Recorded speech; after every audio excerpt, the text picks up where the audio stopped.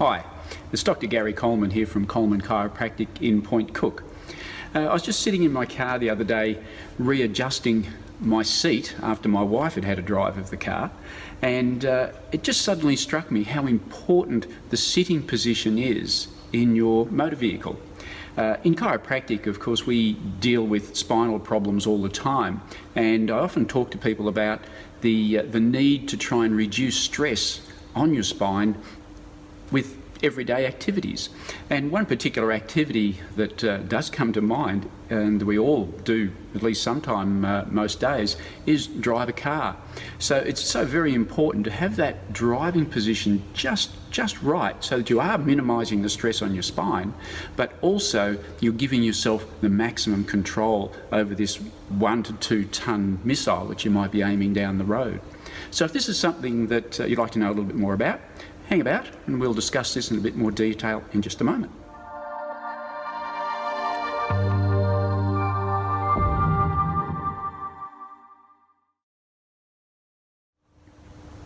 Welcome back.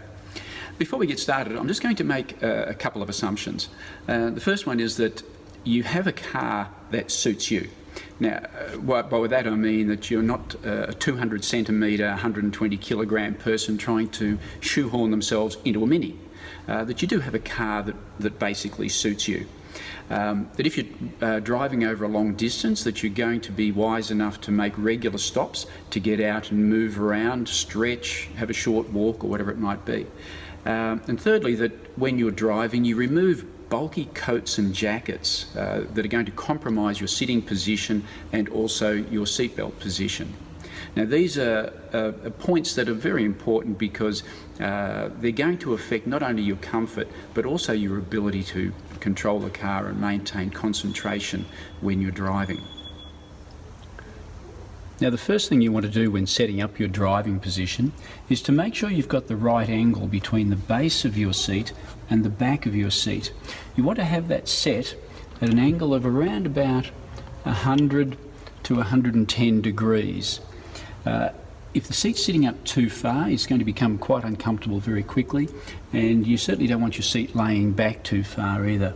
But an angle of about 100 to 110 degrees seems to be about right for most people.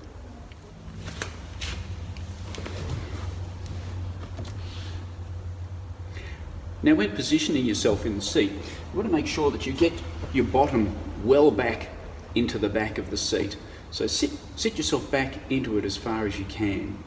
Now, position the forward or backward adjustment so that you can reach your pedals comfortably and still have a nice relaxed bend in your knees. Now, you should, when you're in the right position, be able to fully depress your accelerator and still just pivot on your heel, not reaching forward by stretching your leg right out, but just pivoting on your heel. You should be able to depress that accelerator fully. Or if you've got a manual car, you should be able to depress your clutch all the way down and still have a comfortable bend in your knee. Once you have your distance to the pedals sorted out, what you want is to get your seat to the right height. So if you've got the ability to change your seat height, move it up or down so that you have about a 3 to 4 finger gap above your head to the roof. The next thing that you want to achieve is to get some support under your thighs. So if you've got the ability to lift the front of your seat, just elevate it until you can just feel some support coming in underneath your thighs. Now, you don't want to feel too much pressure there, because on a trip, especially a long trip, you are going to feel too much pressure in the back of the thighs, causing potential irritation to that area. So you just want to feel the support without too much pressure in the back of the thigh. With the seat pretty much in the right position for you, the last thing is to get the steering column or the steering wheel in the right relationship to your sitting position. And most cars these days have the steering column adjustable for reach and also for pitch. So the first thing is to bring your seat, bring your steering wheel out towards you, so that in your sitting position with your back well onto the backrest, when you place your arms out straight, that the steering wheel cuts just right through your wrists. Your wrists are just resting right on the top of the steering wheel. Now, that gives you your fore and aft position. Now you just raise your steering wheel so that you can make sure you can see your controls, and also so that when you place your hands into the correct driving position, which is 9 and 3, that your thumbs are about the same height as your shoulders. And once you've found that position, you lock your steering column and you're pretty much right to go.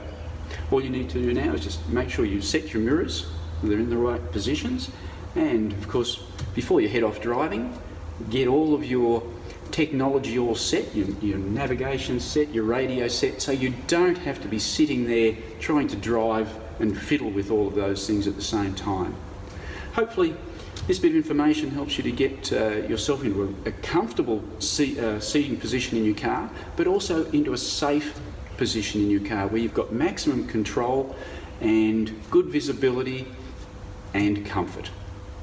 Thanks for watching, and we'll see you all again soon.